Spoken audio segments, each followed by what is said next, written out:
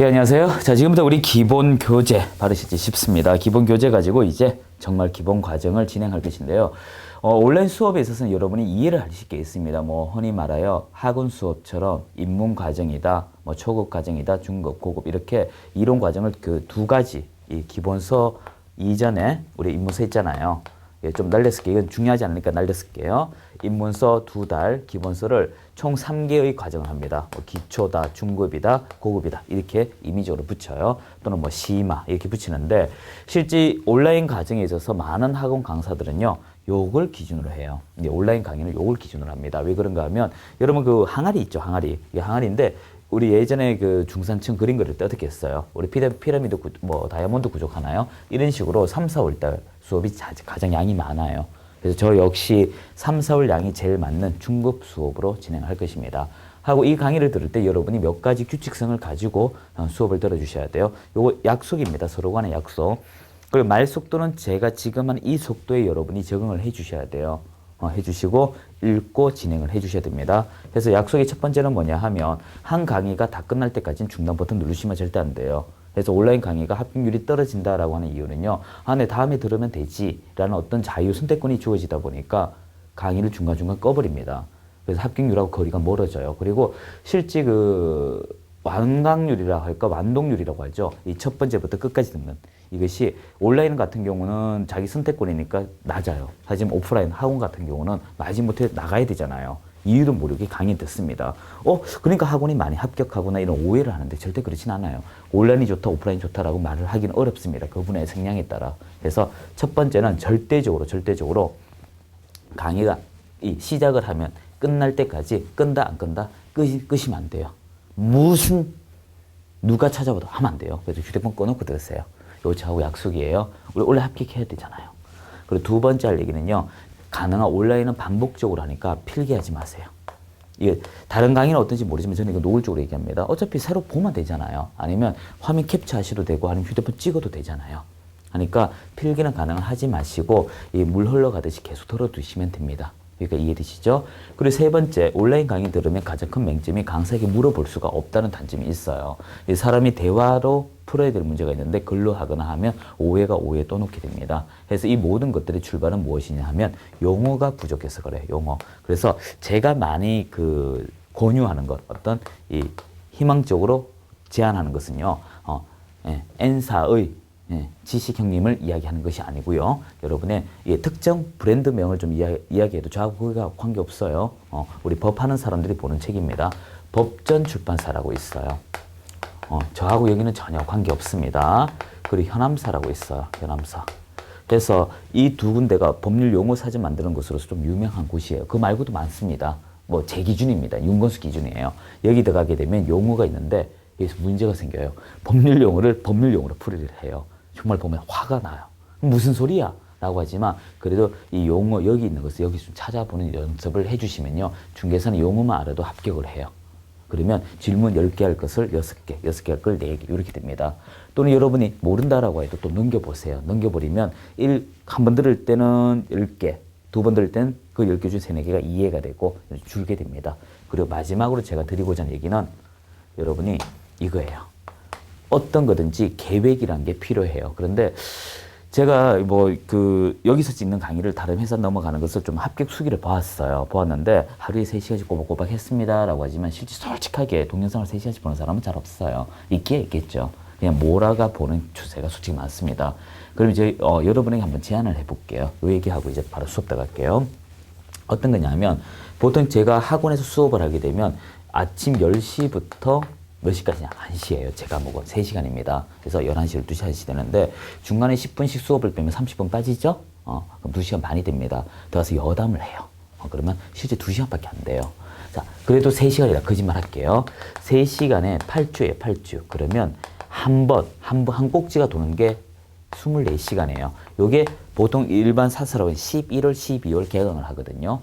시험 치자마자 바로 개강을 해요. 여기 이제 예를 들어 2015년 연말이다. 그러면 2016년 1, 2월이 24시간, 그리고 3, 4월이 24시간, 5, 6월이 24시간. 이런 수업을 실제 하루도 안 빠지고 공부한다 하더라도 이거 다 합쳐버리면 얼마예요? 96시간인가요? 맞죠? 그래서 맞죠. 예. 그래서 96시간, 그리고 문제 풀이까지 포함해도 24시간 합쳐도 100시간 겨우 넘습니다. 그리고 시험 치러 가요. 이게 현실입니다, 현실. 근데 우리 사설학원에서 이 입문과정 안 하는 학원도 많고, 1월부터 들어가게 되면 꼴랑 72시간 공부하고 시험 치러 가야 돼요. 문제 풀이가 개인적으로 하거나 아니면 사무소로 오신 분들, 그렇죠. 그래서 이런 식으로 이 생각보다 시간은 적다는 것입니다. 우리가 학업에 들어가는 시간. 나머지 본인 수업이에요. 그래서 이런 생각을 하면 안 돼요. 그냥 강사가 시키는 거대로 하니까 합격하더라라고 하고, 강사 시킨 대로 해서 불합격하더라라고 하는 말들이 나오는데, 이런 것은 개인의 성향에 따라 답은 달라져요. 다시 얘기할게요. 제가 드리고자 하는 얘기는 실제 하는 시간은 생각보다 적다. 이거 가지고 된 사람도 있고 이거 가지고 안 되는 사람도 있어요. 그래서 네 번째 제가 할 얘기는 여러분이 저거예요. 얼마큼 해가 붙습니까? 라고 얘기하면 전 그렇게 얘기합니다. 할 만큼 해가 붙는다고. 예요. 그래서 여러분이 네 번째 할 얘기는 그겁니다. 절대적으로 양의 기준을 두고 하지 말아주세요. 양의 기준. 그 얘기는 좀 하시면서 제가 반복적으로 이야기해 드릴게요. 자, 이제 수업 다 갑시다. 자, 우리 어떤 책이든지 우리 목차를 봐야 돼요. 자, 이제 OT 형식으로 이야기 끝났으니까 목차 좀 볼게요. 자, 이제 2페이지 넘기면 출제 경영 분석이라고 있을 거예요. 있는데 여기서는요, 이제부터 제가 이야기 좀 할게요. 자, 저만 책을 좀 잡을게요, 여러분. 자, 제가 여러분한테는 오른쪽으로 보이나요? 여기 이만큼 잡은 게 법령이고요. 요만큼이 실무예요. 저 같은 경우는 이게 이제 실제 시험이 이 법령하고 실무가 나오면 이게 7대3이에요. 7대3. 그러면 근데 시중의 교재를 보게 되면 거의 1대1 비율입니다. 이게 이제 두께가 1대1이에요. 이것도 많아요. 실무 실제 솔직히 많아요. 많습니다. 거의 이게 봐요. 이게 70% 나오면 여기에서 절반 정도 된다면 이 정도밖에 되어야 되지 않습니까? 근데 이만큼 더 추가됐네요. 불필요한 내용이 있다는 거예요. 그래서 제가 미리 말씀을 드리지만 이 실무의 내용은 여러분이 생각보다 책만 듣고 올 필요지 이 내용상 내용이 있다 없다 없다 요걸 먼저 기억을 해 주셔야 됩니다. 해 주시고요. 그리고 여기서 또 이야기할 것은 시험에 나오는 영역이 있고 없고인데 이 시험에 나오지도 않는데 우리가 열심히 머리 싸매면서 형광펜 칠하고 할 필요가 있을까요? 없다는 거예요. 그래서 여러분이 제일 먼저 기억할 것은 어디에서 무엇이 시험에 많이 나오는지 출제 경영 분석표를 이 시작과 동시에 한 번씩은 훑어봐 줘야 돼요. 이해되시죠? 아, 여기에 시험이 주로 나오는구나. 이런 것들 감 잡으셔야 되고요. 그리고 이제 그 옆에 보면 차례라고 해서 목차가 있습니다. 지금부터 목차 수업을 할 것인데요. 이 목차의 용어를 우리 1교시에 마무리 짓고 2교시에 진도가 나갈 거예요. 그래서 여기 있는 용어들은 아, 저렇구나라고 먼저 이해를 해야 됩니다. 그래서 여러분이 이 뒤에 실무는 놓쳐버리고요. 이 법령 부분. 이걸 용어를 정리할 거예요. 자, 지금부터 칠판 보세요. 자, 우리 이론 과정에서 했던 것, 입문 과정에서 했던 거와 거의 대동소이합니다. 이제부터 바로바로 치고 들어갈게요. 제가 자료가 지금 올라가 있죠. 여러분 자료 두 가지 올라가 있을 거예요. 2015년 기준으로 만들었던 서브노트 우리 요약집 하나 하고요. 그리고 두 번째는 우리 시험에 잘 나오는 모범 답안지 하나 들었는데 처음부터 모범 답안지는 보지 마세요. 모범 답안지는 3월, 4월경에 보는 게 효과적입니다. 3, 4 이후에 해서 어차피 그거 자주 보면서 부족한 거 포스트잇으로 붙이면 돼요. 그리고 여러분은 요약집을 해가지고 요약집의 내용을 그거 일단 그게 판서라고 보시면 돼요. 일종의 판서. 그래서 제가 적어놓은 것 중에 부족한 거 있으면 출력해가지고 딱딱 붙여놓으면 돼요. 그러면 한결 공부하기 편할 것입니다. 자, 출발해요. 자, 일단 나머지 보지 말고요. 제가 이제 빠진 내용은 책으로 보충해 드릴게요. 여러분 시험은 공인중개사 시험이에요. 공인중개사 시험입니다. 일단 단어 그대로 한번 가봐요. 우리가 이제는 말로 좀 할 시간이 많아요. 국가가 소개를 할 수 있도록 허락한 사람이다. 말 그대로 자격증만 부여된 사람을 공인중개사라고 해요. 이 사람은요, 여러분처럼 지금 자격증을 다른 사람이지 일하는 사람은 아니에요. 자, 그러면 이 사람은 일을 하기 위해서 뛰어듭니다. 일하는 걸 우리는 종사라고 해요. 앞으로 일합니다라고 저랑 대화하면 안 돼요. 유식하게 말해야 됩니다. 말 속도는 이대로 가요. 자, 종사를 하는데 이때 할 수 있는 방법은 두 가지예요. 이 사람이 나 대장 할래, 즉 사장 할래라고 할 수 있어요. 우리 흔히 말해요. 창업한다고 할까요? 그리고 여러분이 또 이런 분도 있죠. 나 취업할래. 어디 가서 취업할래. 이렇게 말하는데요. 지금부터 창업한다. 이 취업한다는 말을 바꾸셔야 됩니다. 앞으로 창업이란 말을 어떻게 쓴다? 사무소를 여는 개설할 거야. 이렇게 말했어요. 개설. 그리고 취업했다 말쓰면 안 돼요. 소속했다. 이렇게 말 써야 됩니다. 지금부터 우리 말에는 제 과목에는 개설이다, 소속이다 이렇게 키워드 해야 되지 창업이다, 취업이다 그런 말 절대 쓰면 안 돼요. 안 됩니다. 이거는 합의예요. 자격증을 따서 여러분이 창업을 한다, 즉 개설을 한다 하면 이 사람을 사무소 문을 열었다. 사무소 문을 열었다. 자격증을 가지고 해서 개업공인중개사 이렇게 돼요. 여기까지 정리가 되었죠. 그리고 취업을 했습니다. 즉 소속되었습니다. 그래서 이거 구별하기 위해서 소속된 공인중개사 이렇게 돼요. 그래서 여러분이 자격증 따서 내가 일을 못하잖아. 어디 가서 일을 배울래? 그러면 여러분은 누가 된다? 소속 공인중개사 월급제가 돼요. 나 일 너무 잘해. 나 창업 바로 할래. 그럼 개업 공인중개사가 돼요. 자, 이렇게 자격증을 가지면 여러분은 둘 중에 하나를 선택을 해야 됩니다. 먹고 살기 위해서. 자, 이 두 사람이 하는 게 무엇이다? 일을 한다라는 거예요. 일. 자, 그러면 이 사람들이 일을 하려면 준비라는 게 필요해요. 준비. 자, 준비인데 여기서부터 하나 얘기합시다. 일단 이 사람이 개설할 때 바로 개설하게 되면 여러분 이렇게 생각 한번 해봐요. 어떤 직종이 있는데 이 사람이 문제점이 있는지 없는지 검토하지 않고 권한을 부여시켰어요. 근데 이 사람이 공권력의 힘에 있는 경찰관이 되었다 가정합시다. 그럼 어떻게 될까요? 아주 나쁜 사람한테 힘을 실어준 꼴이 되죠. 그래서 어떤 공권력에 힘을 실어주거나 자격에 힘을 실어줄 때는 이 사람의 검증 단계라는 게 있어요. 요건 참고로 말씀드릴게요. 빨간색 잡았어요. 이렇게 힘을 실어줄 때, 즉 종사할 때 이런 어떤 힘을 실어줄 때는요. 사전적으로 검토하는 시간이 있어요. 이런 것을 결격 사유라고 합니다. 자, 지금부터 단어 계속 고쳐야 돼요. 요 격이요. 자격이란 뜻이에요. 자격, 흠결. 그래서 자격이 흠결. 달리 말하면 부족이 부족. 부족할 거리가 있는지 없는지 꼭 검토하고 이것이 있어버리면 일할 수 있다 없다? 없다. 이것이 없어야 있다. 이렇게 되겠죠. 자, 그래서 이런 사람이 되었어요. 자, 그러면 내가 이제 창업을 했다. 즉 사무소 열었다. 나 취업했다. 즉 소속되었다. 라고 하면 일하는 장소가 어디예요? 그렇죠. 여러분 지금 일하는 것이 중개잖아요. 자, 참고로 중개 일하는 장소 사무소인데 한 번 더 강조하지만 이 사무소는 이제부터 이것은 행동, 어떤 책임의 기준 장소가 되는 것입니다. 책임 기준 장소예요. 지금 입문과정하고 내용 좀 바뀐 거 아시죠? 입문과정 제가 다 적어드렸어요. 지금 말로 하고 있어요. 말. 앞으로 일하는 책임 장소라는 뜻이에요. 그래서 중개사무소도 만들어야 돼요. 그래서 중개사무소 만들 때 내 혼자 만든다 해서 개설을 할 수가 있어요. 근데 이 개설을 할 때 여러분이 자식을 만들 수 있는 법인도 있어요. 법인은 분사무소도 만들 수 있고요. 분사무소, 개설사무소 이렇게 되고요. 또는 내 친구와 함께 할 수 있죠. 공동사무소 이런 게 나와요. 그래서 이렇게 사무소를 만들었습니다. 만들었는데 이게 사무소가 잘하면 좋은데 사무소가 참 안 되면 어떻게 돼요? 저쪽에 가서 저기 가서 일할래? 그냥 사무소 이전도 할 수 있죠. 이전했는데도 안 되면 어떻게 돼요? 문 닫아야 되겠죠. 한데 문 닫을 때 내가 닫을 수도 있고 국가가 닫아라고 할 수도 있죠. 그래서 휴업과 폐업에 관한 문제 등이 발생을 합니다. 물 흘러가듯이 이해를 하셔야 돼요, 여러분. 자, 그리고 여러분이 이 준비할 때 사무소만 있으면 될까요? 자, 손님이 왔어요. 손님 오게 되면 이 사람이 오늘도 오고 내일도 오고 계속 올까요?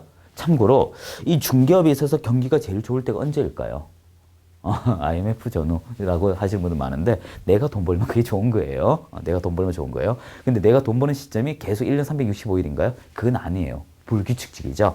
그래서 중개 외, 이 중개 외 또 다른 일을 부수적으로 할 수 있도록 우리 법은 허락을 했어요. 근데 이것저것 다 할 수 있게끔 하면 이거는 완전 폭군이 되잖아요. 그래서 할 수 있는 겸업,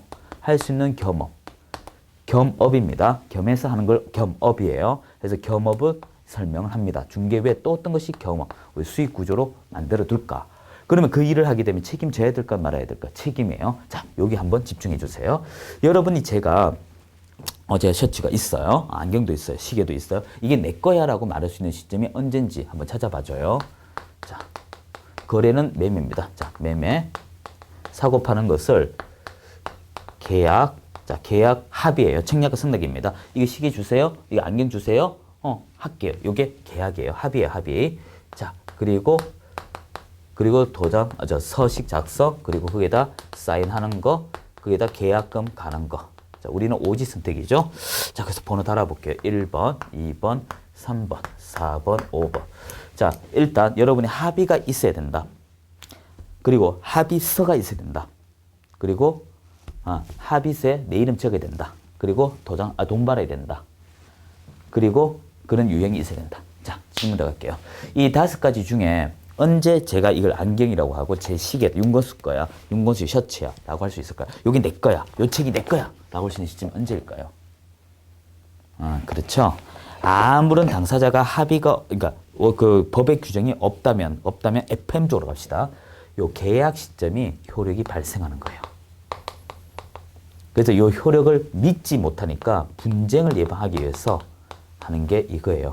선은 분쟁 예방이에요. 그러면 이거예요. 말 그대로. 야, 나 너 못 밀어. 적어봐. 이거예요. 적는 건까지는 좋은데 또 문제가 생겨요. 네가 했냐? 너가 했냐고. 즉 책임을 지기 위해서 하는 게 서명이에요.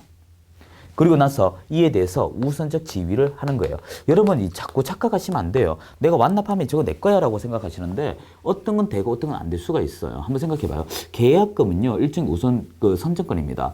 여러분이 어떤 물건을 파는 사람이고 기금속 파는 매도자라고 가정해 봐요. 저 목걸이가 있어요. 저게 시세가 한 1억 정도. 근데 누가 와서 2억에 사겠답니다. 팔겠죠? 분명히 계약금 20% 걸고, 10% 걸고 갔어요. 그럼 2천만 원 걸고 내일 와서 1억 8천 주고 사가져 갑니다. 그럼 난 1억 생겨요. 자, 그런데 그분 왔다가 가고 한 오후 한 4, 5시 돼가지고 한 100억을 준다고 하는 사람이 나타났어요. 자, 여러분 고민에 빠져야겠나요? 배신 배반을 해야 되겠나요? 솔직히 후자죠. 무슨 말이냐 하면 이 계약금에서 2억을 어떻게 포기하고 돈 2억을 포기하고 100억 벌면 되잖아요. 이런 우선지위입니다. 그래서 이것을 배신할까봐 책무불이행 같은 키워드가 나와요. 우리 민법에서. 그리고 이것의 유형입니다. 유형. 여기까지 이해되죠? 그래서 여기서 제가 하고자 하는 것은 앞으로 여러분이 서명 날인한 건 책임에 관한 것이지 이러한 그와는 관계가 없다는 거예요. 그러니까 법은요, FM적으로 배우셔야 돼요. 그래서 결과적으로 여러분이 일을 하게 되면 이 양반들이 일을 하게 되면 책임을 져야 되잖아요. 책임지기 위해서 뭘 한다? 도장을 찍어야 돼요. 앞으로 도장이란 말 쓰면 안 돼요. 도장은 일본말이에요. 일본말. 그래서 우리 좋은 말은 인장이에요. 인장. 그래서 막 도장 찍으면 안 돼요. 막 찍는 데서 막 도장이라고 합니다. 그래서 우리는 제도권에 의한 도장이라 하여 인장 등록이라고 합니다. 자, 이런데 일이 너무 잘 돼. 너무 잘 돼. 그럼 직원도 좀 더 늘리는 이야기도 나올 것 같아요. 직원 확대 등의 이야기가 나옵니다. 자, 이렇게 해서 이제 사무소가 구비가 정말 되었어요. 이렇게 해서 사무소 구비. 일종의 구비라고 할까? 진정한 업무를 하기 위한 업무 전 단계라고 할까요? 그래서 일하기 전의 모습이 만들어졌어요. 자, 이제 문이 뚜둥 열렸어요. 뚜둥 열리게 되면 이제 손님이 찾아오죠. 손님이 찾아오고 이 사람을 매도인이라고 하겠습니다. 매도인. 자, 이 매도인. 자, 그런데 이제 글자 구별해야 돼요. 우리 아직 그 법령 책본 권한 없어요, 여러분. 얘기 다 하고 봐야 돼요. 의뢰, 부탁하는 사람이라서 의뢰인케요. 의뢰인은 민법에서는요, 권리 이전자와 권리 취득자밖에 없어요. 그리고 권리 이전자와 권리 취득 예정자, 취득 예정자나 취득자를 혼용했습니다. 그리고 공법에서는요, 거래, 여러분 우리 국계법이라고 배웠나요? 그거 보면 거래 규제법 이렇게 얘기하잖아. 이용에 관한 법 또는 거래에 관한 법 이런 말이 나올 거예요. 이용 규제법이라고 하나요? 국위법? 국위법 할 때 이용은 보유한 사람, 그리고 거래 제한은 살려고 하는 사람. 그래서 모든 법은 이 사는 거와 파는 것의 이야기로 결부됩니다. 자, 그래서 이번에는 파는 사람이 우리 집에 왔어요. 우리 사무실에. 매도인이 왔습니다. 나는 이 중에 누가 될래요? 자, 이 사람 할래요? 이 사람 할래요? 이 사람 해야 됩니다. 항상 주문은요, 최종 책임자가 주문받게 돼 있어요. 우리 법은. 이 사람 원래 주문 못 받게 돼 있어요. 그래서 주문 받아라. 그래서 이걸 줄여서 앞으로 저는 요 파란색 봐요. 요렇게 쓸 겁니다.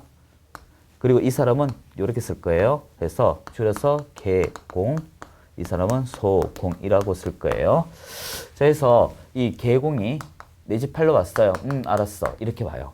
즉, 내 집 팔아주세요. 알았어. 청약과 승낙이죠. 자, 이걸 계약이라고 해요. 그럼 무슨 계약인지 써야 돼요. 우리 입문과정에서 있었죠. 이것을 중개계약이라고 합니다. 이제는 뭐 편안하게 써도 되겠죠.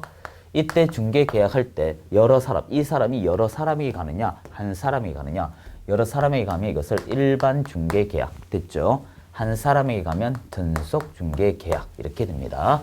자, 그리고 이 사람이 이 물건의 내용이 제대로 되었는지 확인해야 되겠죠. 그래서 확인하고 그것을 설명하는데 누구한테, 집주인한테 아니면 집 살려는 사람한테? 집 살려고 하는 사람이죠.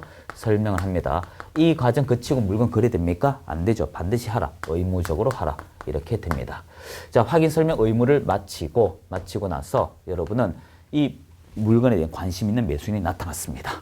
그래서 매도인과 이 물건에 관심 있는 매수인이 나타났어요. 누굴 끼고? 개공을 끼고 나타났어요. 자, 그러면 노란색 잘 봐요. 이 매도인과 개공은 일반 중개 계약으로 가정합시다. 여러 사람에게 갔다 이거예요. 일반 중개 계약이에요. 자, 이제 빨간색 봐요. 이 매수인하고는 난 당신한테만 물건 살 거야. 이런 걸 했어요. 이 사람은 조금 띄워서 하죠. 정속 중개 계약 이렇게 돼요. 이렇게 되고 자, 잘 보세요. 흰색 잡았어요. 요 중개 계약 하나당 한 개당 보수 하나예요. 일하면서 받는다. 어떤 일 중개하여 받는다요. 중개 보수라고 해요. 요 또 중개 계약 또 별도죠. 얘와 받는 시점이 같아서 그런 것이지 금액이 똑같을 수도 있고 다를 수도 있어요. 이 사람 누나야. 그대로 받을 수 있을까요? 못 받을 수 있겠죠. 근데 모르는 사람이야. 그대로 받겠죠. 해서 누나는 내일 와. 티 내면 안 되잖아요. 너는 일단 오늘 줘. 이렇게 할 수가 있다는 거예요. 그건 각각 받는 거예요. 각각. 그래서 중개 계약이 하나가 있으니까 또 두 번째 중개 보수를 받는 거예요. 그래서 이런 식으로 각각 받는 것이 이제 한 번에 같이 받는 건 아니에요. 자, 그리고 파란색 잘 봐요. 이렇게 의뢰인과 요 의뢰인이 합의가 될 때 이것도 역시 내 집 팔래? 내 집 팔겠다? 살래? 응. 이렇게 하는 것은 이것도 계약이에요. 자, 그런데 목적성 띈 계약, 이익을 본 계약을 거래라고 합니다. 여러분 유의할 것은 여러분하고 저하고 지금 거래를 하고 있어요.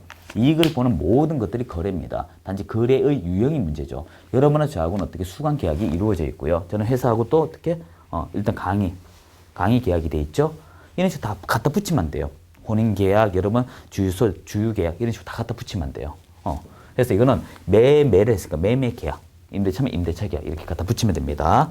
자, 그런데 이러한 마무리를 하게 되면 이제는 중개업체는 일이 끝났잖아요. 그래서 이 사람이 일이 끝났어요. 거래 계약은 이 사람 일이 끝났어요 라고 해서 이것을 중개가 끝났어요 해서 완성이라고 합니다.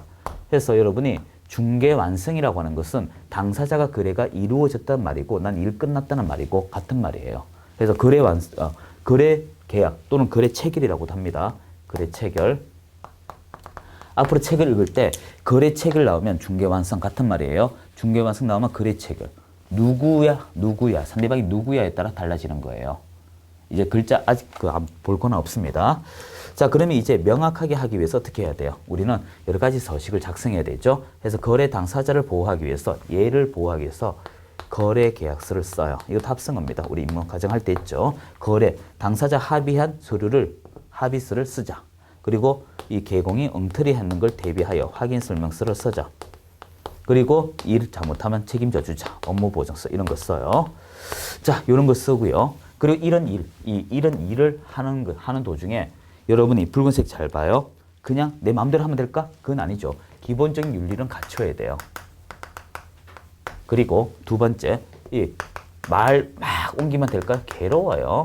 그리고 여러분이 마지막으로 악의적 행위를 하지 마. 이런 것이 있습니다. 자, 이러한 것인데 이러한 것을 계속 반복적으로 하면 이것을 뭐라고 한다? 이걸 중개업이라고 해요. 자, 그래서 사무소를 낼 때 업무, 자, 이것에 중개업이 이루어졌어요. 이제 진행합니다. 자, 그러면 사후 결과가 있겠죠. 좋으면 돈 벌어가면 돼요. 좋으면 돈 벌어가요. 근데 여기서 결과가 나옵니다. 결과는 아주 간단해요. 좋으면 이게 땡큐 좋아. 그러면 보수로 연결돼요. 그런데 결과가 나쁘면 맞아야 되죠. 맞습니다. 혼납니다. 제재로 연결돼요. 제재. 자, 그런데 이것이 우리가 국토교통부에서 시험 치는 거 알아요? 그 정도는 알죠? 그래서 국토교통부는 입법부, 사법부, 행정부. 그렇죠. 그래서 행정부에서 낸다 해서 이것을 행정제재라고 해요. 행정제재. 자, 여기까지 연결됐습니다. 자, 그러면 행정제재 구성 어떻게 되냐면 여러분들이 이렇게 돼 있어요. 자, 요 얘기 이제 할 것입니다. 여러분이 너 일하지 마. 이게 있어요. 행정처분이라고 있어요. 그런데 잠시 일하지 마. 잠시. 이게 무슨 정지란 것이 있고요. 너 이제 끝났어. 취소라고 있어요. 그리고 여러분이 행정벌이라고 해서 좀 혼나는 게 있어요. 이제 이 행정벌은요 합성어인데요. 이거 다 합성어입니다. 행정벌은 직접적인 잘못을 하게 되면 사법기관의 힘을 빌려서 하는 형벌, 형사처벌입니다. 3년에 2천짜리, 1년에 1천짜리처럼 징역 또는 벌금이라는 게 있어요. 그리고 행정질서벌이라고 있습니다. 이게 과태료예요, 과태료. 자, 해서 여러분이 행정벌 해서 행정에서 행정제재 이렇게 얘기해요. 자, 우리가 이게 기본 골자예요. 이게 기본 골자예요. 그리고 나서 여기서 비켜가는 얘기들이 책에 깔려 있는 거예요. 보칙이라 하여 뭐 행정수수료니 교육이니 이런 식으로 키워드가 잡혀 있습니다. 그래서 제가 드리고자 하는 것은 저 끝에부터 여기까지가 유기적으로 연결되었을 때 합격률이 높고 만점에 가까이 된다는 것입니다. 좀 납득이 되시겠나요? 그래서 여러분이 이제부터 이 키워드가 중요하구나. 그리고 일할 때가 중요해요? 일하기 전에 중요해요? 일한 결과가 중요할까요? 그렇죠. 우리가 이런 자격증을 만들 때는요. 제가 파란색 잡았어요. 전문적인 자격증을 만들 때는 일을 제대로 못하면 혼난다 하는 게 베이스가 깔려 있어요. 깔려 있습니다. 그래서 이 시험은요. 여기서부터 이 동그라미 이 영역이 전체 시험에 놀라지 마세요. 40% 나와요. 그것도 이상. 우리 시험 40문제거든요. 그러면 16문제가 나옵니다. 16문제. 최소 16문제가 이 동그라미 속에서 나와요. 그리고 더더욱 놀라지 마세요. 혼난다까지 연결하게 되면 여기서 또한 12문제까지 결부대가 나옵니다. 최대 몇 문제 나오냐면 12문제까지 연결하면 28문제가 그 70%가 거의 이쪽에 솔려가 나옵니다. 거짓말 보태면요. 진실을 얘기하면 거의 22문제에서 24문제까지 나옵니다. 그거나 똑같죠. 그래서 여러분이 이러한 관계도를 좀 잘 봐야 돼요. 자, 이제 목차 좀 볼게요. 그래서 그 차례 이제 봅시다. 총칙은 그냥 이런 거구나. 이렇게 보면 돼요. 차례. 자, 2장부터 봐요. 공인중개사, 공인중개사의 위원회인데, 뭐, 좀, 오타자 좀 있네요. 그냥 넘어갑시다. 오타자 같은 거. 예, 공인중개사위원회인데, 이 공인중개사 시험제도 이야기고요. 자격제도 일단 요 이야기 나오죠. 그리고 중개사무소 개설 등록 및 결격사유. 개설 이야기 나오고, 이 결격사유 얘기 나오죠. 그리고 5장의 기업 공인중개사 영업 관련 개설, 영업 준비하는 이야기 나오죠. 그리고 넘겨보세요. 그 6절부터 봐요. 정석 중개계약, 부동산 거래 정보망. 넘겨봐요. 뭐, 기업 공인중개사 등의 의무와 책임. 이런 키워드 눈에 바로바로 보일 것입니다. 그 6절에 보면 계약금 등의 반환 채무 이행 보장. 이런 것들, 이건 안 했지만 개별적으로 좀 들어가면 되고요. 중개보수, 돈 받는 얘기구나. 그리고 협회 보칙 교육제도 여기 있어요, 없어요? 그렇게 중요하지 않죠? 단독 문제.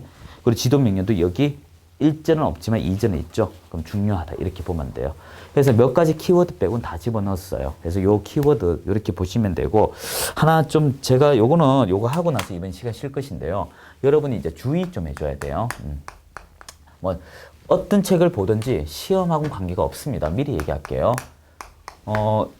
저도 강의를 상당히 오래 했어요. 이게 원로 강사에 들어갑니다. 오늘 좀 젊은 책인데 예전만큼 강의는 안 해요. 저도 이제 강의하다 보니 좀 많이 이제 몸이 나빠져서 그런데 미리 말씀을 드리면 어떤 강사의 강의를 듣고 합격했다. 그럼 본인이 붙었기 때문에 그런 얘기고요. 그럼 그 반대로 그 사람 강의 듣고 떨어지는 사람도 있을 거잖아요. 그럼 그 사람 강의 들어서 떨어졌을까요? 그건 아니라고요. 절대적으로 여러분에게 말씀드릴 것은 이제는 이 강사나 교재나 학원이나 영상이나 모두 다 어떻게 평준화됐습니다. 평준화됐기 때문에 특별한 건 없어요. 여러분 눈에 잘 들리면, 잘 보이면 그게 좋은 거예요. 납득이 되셨죠? 자기 눈이 중요해요. 내가 붙으면 내가 붙는 것이지 남이 붙는 거 아니잖아요. 자, 두 번째, 여러분이 이 판례를 보는 것도 좋은데요. 이 판례도 지방법원, 고등법원 판례는 중요하지 않아요. 말고 대법원 판례가 중요합니다. 그리고 유권에서 이런 거 보는 거 아니에요. 뭐 보통 학원 강사들이 더 많이 망쳐요. 실제 중개사법 이거 제 거예요. 여러분 한 5월 달부터 해도 관계 없습니다. 관계 없는데 많은 그 학원 강사들이 그렇게 얘기하면 생업하고 또 관계 있잖아요. 솔직히 저는 뭐 대놓고 얘기하는 스타일이지만, 그래서 이 판례 같은 것도 무조건 최근 판례 보는 거 아니에요. 이것도 좀 해야 되고, 또 주의할 것은 법의 변경이죠. 이 법이 변경이 되면 무작정 보지 마세요. 언제까지? 책 그대로 보다가 제가 특별하게 바꾸지 않는 이상 그대로 두다가 여러분 시험 발표할 때가 있습니다. 언제 시험 칩니다라고 시험 공고문이 뜰 때 있는데요. 그 시험 공고문에 보면 몇 월 며칠 날짜까지 법률의 기준으로 한 날짜가 있어요. 즉 뭐냐 하면 법이 8월에 바뀌었는데요. 시험 공문은 7월에 났어요. 공문 보다 보니까 7월 15일까지 시행하는 법이 하나요 라고 돼버리면 8월 법은 필요합니까? 안 필요합니까? 이거 필요하다고 하면 미친 사람이에요. 그 다음에 공부하는 사람이에요. 28회 준비는 미리 한다. 이 말이 돼요. 그래서 미리 얘기하지만 이 시험 공고문 뜰 때까지는 신경 쓰지 마세요. 한 번은 바뀝니다. 바뀌어요. 그래서 이런 식으로 하고요. 자료 많이 가지면요, 의미 없어요. 그래서 인터넷상에 여러분이 여러 가지 뭐, 땡땡땡 사랑하는 모임 이런 식으로 들어가 보면 엄청나게 많아요. 그런 카페도 많고 많아요. 근데 그 자료 많다 해가 시험 합격할 것 같으면 제가 자료 드립니다. 실제 학원에서. 제가 보통 학원에 가게 되면요, 합격 유무를 어떻게 확인하냐면, 그냥 좀 더 솔직해질까요? 40대 여성분이 많으면 합격해요. 학원 합격률이 높아요. 그래서 보통 40대 어머니들이 합격률이 제일 높습니다. 그래서 학원에 가면 너무 젊거나 남성분들 많으면 합격률이 좀 낮아요. 왜 이상하게 남성분들은 3명만 모이게 되면 술 드시라고 가더라고요. 이유를 모르겠어요. 하여튼 합격률이 낮아요. 그리고 스터디 해가지고 합격하는 꼴 잘 못 봤어요. 혼자 하세요. 스터디 하게 되면 이상하게 산으로 가더라고요. 제 견해는 그렇습니다. 제가 학원밥 한 10년 이상 먹으면서 본 결과입니다. 결과. 20대들 합격하고 거리가 멉니다. 자기 머리 믿고 계속 빠집니다. 제 경험이에요. 그냥 제가 나 학원들은 그렇다 이겁니다. 그래서 저희들은 40대 어머니들 만나면 이 학원 합격률 원래 높겠구나 이렇게 돼요. 저희들의 강사들의 어떤 통밥질이죠. 그래서 실제 뭐 이런 얘기도 드린 이유가 합격률 이런 것도 개의치 말고요. 우리가 붙어야 붙는다. 이렇게 생각하면 돼요. 자, OT이면서 잔소리가 좀 많았죠. 자, 요거 일단 이해했다면 목차 다 봤으니까 다음 시간에 본 수업 들어가도록 하겠습니다. 오타자 같은 신경 쓰지 마세요. 오타점을 떨어졌다 하면 무슨 거짓말이에요. 그리고 책에 형광펜 바로 칠하지도 마요. 뭐 중요하지도 않은데 이게 책 없어도 돼요. 뭐 책 때문에 붙었다 떨어졌다 무슨 거짓말입니다. 자, 이제 인사드리죠. 1교시 고생하셨습니다.